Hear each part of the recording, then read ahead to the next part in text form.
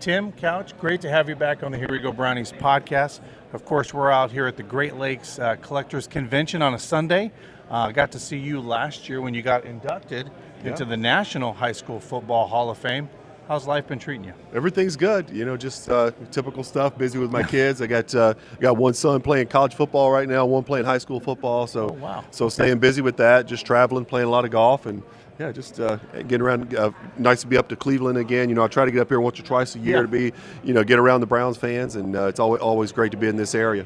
Where's your son playing college football at? He plays at Holy Cross. It's about 30 minutes or so outside of the Boston area. Okay. They play in the Patriot League, so he's a defensive end up there. I was going to say, is he a DN? He's a D end, and he's doing well. He's running with the one so far in spring practice this year, so I'm excited he's going to get a chance to get on the field this year. That's exciting. Yeah. So you know this. You've been a part of this process, the Browns, the draft, right? Yeah. You can re-establish your football team. The Browns had 5 wins last year. We're number 6 this year, and a lot of people don't know what the Browns are going to do because they fixed some stuff on the offensive line. Do you take the best available? I think when you were drafted, you knew weeks ahead of time that you were the guy the Browns were going to lean in and take you. Yeah. Browns are at 6. It's funny, but the quarterback position for the Cleveland Browns 27 years later is still not solidified. Right. Obviously, there's not, other than Mendoza, we know that. Like, he's a surefire number 1 pick like yourself. If you were in the Browns and you had that hat on and you had to make that pick based on what the roster's like now, where would you lean in with this roster? That's I don't know. I think they need help in several areas, right? So I think that's why I think a lot of people don't know. Yeah, it's kind of which direction do they go? I don't know. I think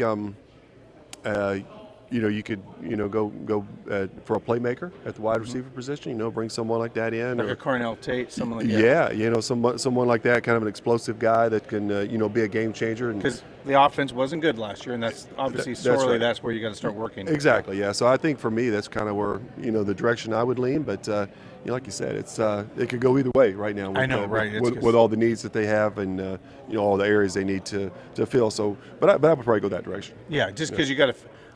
You win football games with your quarterback and your wide receiver. I think so. That's speaking from a former quarterback's perspective. Right. If I'm a quarterback out there, I'm looking to get some of these. Playmakers. I want playmakers, man. I want all the guys around me that I can get, and it should be an exciting offense with Coach Monken coming in this year, and you got to have playmakers in that offense to get the ball down the field and create some excitement, put points on the board. Yeah, let's lean into that a little bit, and then I'll get you out of here on this one. Todd Monken, offensive-minded guy, 2 national championships at Georgia. Obviously, he got a lot out of Lamar Jackson in Baltimore.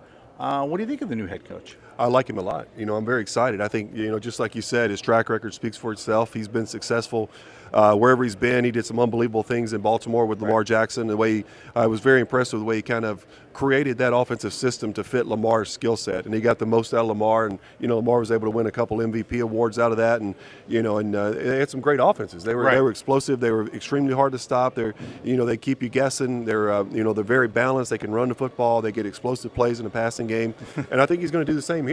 I think so I'm very excited about what he's going to bring to this offense. Well, and he's a football guy, He's a football guy. I was going to say, when you look at him and you see him in interviews, what you see is what you get. Yeah. And I think in some ways that's a little refreshing for fans. Like, he may apologize to the ownership later for what he said in the press conference, but what you see is what you get. He's very natural. He's very authentic. Yeah. And I think the fans are going to embrace that. He's going to just tell you how it is. And he's going to make his players work hard. And I think everything's going to be a competition. And I think even this from playing, when there's great competition, the whole team is better. That's right. At the end of the day. Yeah, totally agree. I think he's got the right mindset to come in here and turn things around, and I'm excited to see what he's going to do here in Cleveland. I appreciate that. Sure. Well, hey, I appreciate Tim taking the time. Glad for you to have you back here in Northeast Ohio. And of course, you were inducted into the National High School Football Hall of Fame last summer, and it was great to have you out here as well. That was a tremendous honor for me. And, I appreciate it's not too far. It's Kentucky. You don't have to come too far. I didn't have to come too far. No, it was great to be there, and some unbelievable guys that went into that Hall of Fame class with me last year. So just honored to be a part of that, really. Awesome. Appreciate it. Sure. Here we go, Brownies. Here we go. Woof, woof. Woof, woof. Welcome to the following presentation of the Hall of Fame Network.